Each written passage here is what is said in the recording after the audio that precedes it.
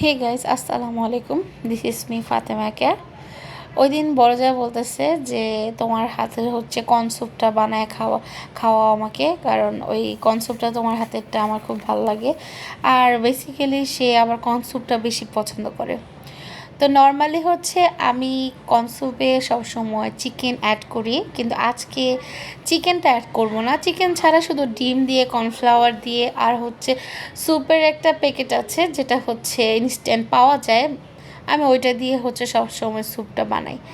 আর normally অনেকে হচ্ছে শুধু কর্নফ্লাওয়ার দিয়ে কিন্তু স্যুপ তৈরি করতে পারে বাসায়, যদি স্যুপের প্যাকেট না থাকে।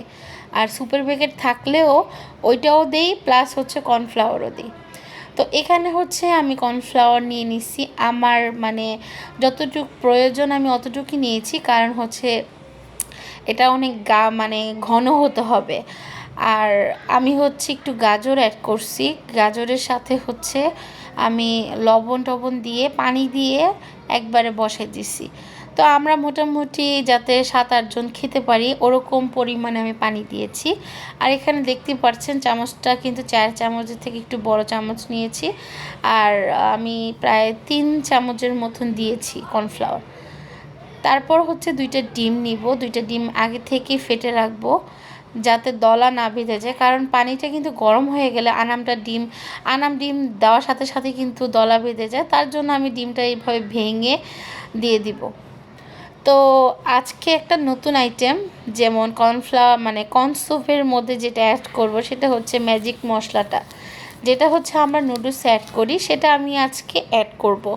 কারণ ম্যাজিক মশলাটা কখনো কিন্তু আমি অ্যাড করি, দেখতেই পাচ্ছেন ম্যাজিক মশলাটা আমি অ্যাড আগে করছি, করার পরে কিন্তু কালারটা একটু কালচে ভাব চলে আসছে। এটা অপশনাল, আপনারা দিতেও পারেন, না দিলেও কোনো সমস্যা নেই, বাট আমি মনে করলাম যে এটা দিলে হয়তো টেস্টটা একটু বাড়বে। বাট হ্যাঁ, টেস্টটা একটু বাড়ছে। তো এটা কখনো দেই না। তো আমি প্রথমে কিন্তু গাজর আর হচ্ছে পানি আগে দিয়ে কিন্তু একটু সিদ্ধ করে নিয়েছি, দেন পরে হচ্ছে একটু একটু করে সব কিছু মিক্স করতেছি। আগে কিন্তু কর্নফ্লাওয়ার দিলাম, পরে ডিম দিলাম। এখন ডিমটা দিয়ে ভালোভাবে নেড়ে ছেড়ে নিচ্ছি। একদম একটা ইজিলি একটা রেসিপি, আপনারা চাইলে হচ্ছে ঝটপটভাবে এই স্যুপটা বাসায় তৈরি করে খেতে পারেন।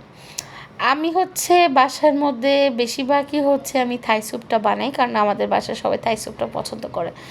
আর কর্ন স্যুপটার মধ্যে আপনারা চাইলে চিকেন অ্যাড করতে পারেন। আমি লাস্টে 2-1টা কাঁচামরিচে ফালি দিয়ে দিছি ঝালের জন্য। তো এই পর্যন্তই আমার আজকের রেসিপিটা। তো সবাই ভালো থাকবেন, আল্লাহ হাফিজ।